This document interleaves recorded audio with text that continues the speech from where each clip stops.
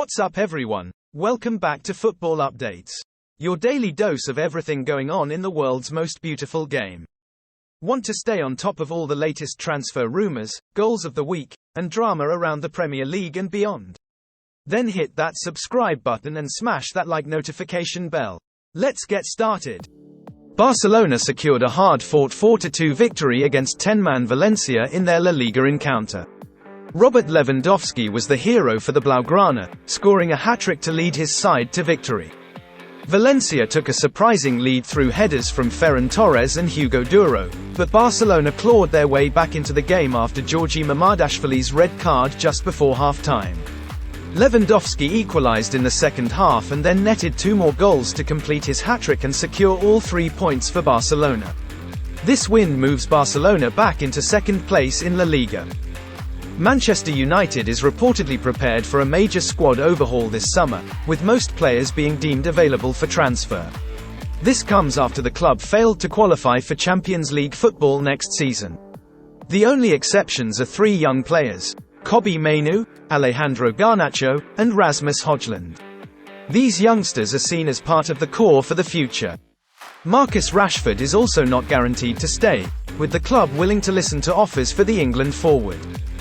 La Liga's officiating body, the Technical Committee for Referees, CTA, has acknowledged that mistakes were made in drawing offside lines using VAR this season.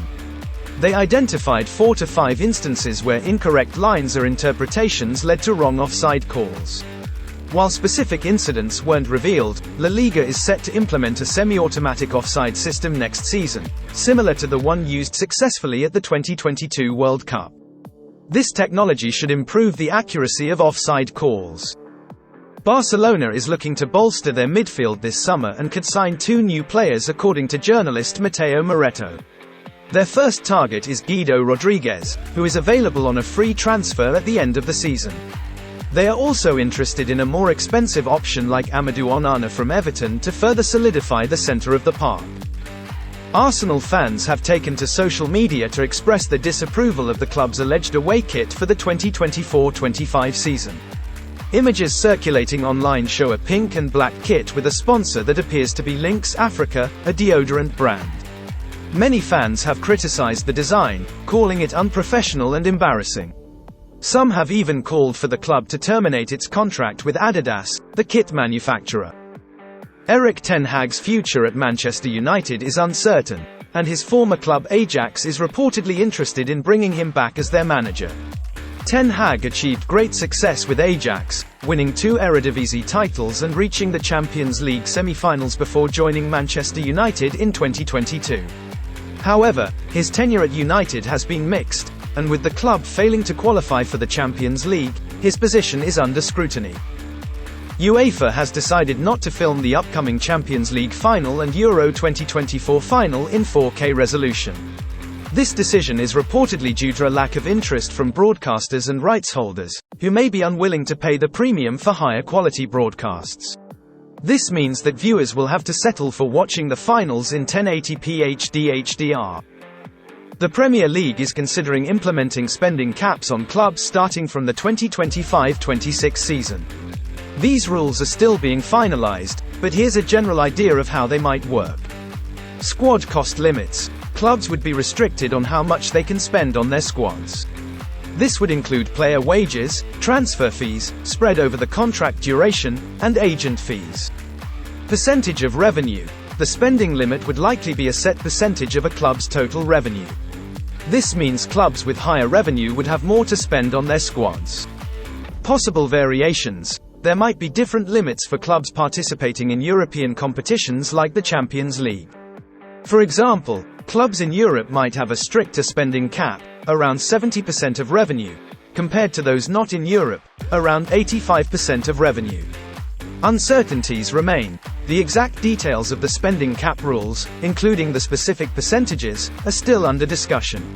Bayern Munich and Real Madrid are set to clash in a highly anticipated UEFA Champions League semi-final first leg on April 30, 2024. Both teams are European giants with rich histories in the competition. This matchup promises to be a thrilling encounter between 2 of the best teams in the world. The Premier League clubs have voted in favour of exploring the introduction of spending caps from the 2025-26 season. This aims to promote financial sustainability and greater competition within the league. Manchester United was one of 3 clubs to vote against the proposal. The exact details of the spending cap are still being discussed, but it's expected to limit the amount clubs can spend on wages, transfers, and agent fees. Real Madrid and Barcelona, along with other La Liga clubs, risk being banned from the UEFA Champions League due to potential government interference in the Spanish Football Federation, RFEF. Here's a breakdown of the situation. The Spanish government is considering intervening in the RFEF, which hasn't appointed a new permanent president yet. UEFA disapproves of government intervention in member associations' operations. If UEFA deems the government's involvement a violation of their statutes, they could impose sanctions on Spanish clubs, including a ban from European competitions like the Champions League. Feyenoord defender Lutschel Geertruida has hinted that he could be on his way to Liverpool. The Dutch club's vice-captain recently watched Liverpool play at London Stadium, fueling speculation of a reunion with his former manager Arne Slot, who is expected to take over at Anfield in the summer. Geertruida is a regular for the Netherlands national team and is valued at £25 million. Bayern Munich manager Thomas Tuchel expressed confidence in his winger Serge Gnabry, predicting he will score against Real Madrid in their Champions League semi-final first leg. Tuchel didn't explain his reasoning but highlighted Gnabry's importance for the match. T.Silva, the veteran Brazilian defender, has announced his departure from Chelsea at the end of the season. The 39-year-old centre-back earned the praise of Chelsea fans who hailed him as irreplaceable. Silva joined Chelsea on a free transfer in 2020 and went on to win the Champions League, UEFA Super Cup, and FIFA Club World Cup with the Blues. He was a key figure in Chelsea's defence, known for his leadership, experience, and composure on the pitch. While Chelsea will miss Silva's presence, they are actively looking for reinforcements in central defence. Former Spanish Football Federation President Luis Rubiales appeared in court on April 29, 2024 to testify as a witness in a corruption investigation. The probe centers on alleged irregularities surrounding the Spanish Super Cup being held in Saudi Arabia. Rubiales denied any wrongdoing and maintained his innocence. Here's an update on the transfer situations for Ronald Araujo and the Portuguese João Cancelo and João Felix. Ronald Araujo. Barcelona and Araujo haven't agreed on a contract extension. If he receives attractive offers, Barcelona might consider selling him. Manchester United has shown interest, but negotiations haven't begun. Bayern Munich is no longer interested. João Cancelo. Barcelona is keen to keep Cancelo and will negotiate with Manchester City to explore ways to make it permanent. João Felix. Barcelona's desire to keep Felix beyond the loan depends on their financial situation and negotiations with Atletico Madrid. Reports suggest a permanent transfer might be difficult due to Felix's high price tag. Argentine youngster Franco Mastantuono, a rising star at River Plate, has attracted interest from major European clubs like Manchester United, Chelsea, and Real Madrid. The 16-year-old recently scored in the Libertadores and has a growing reputation.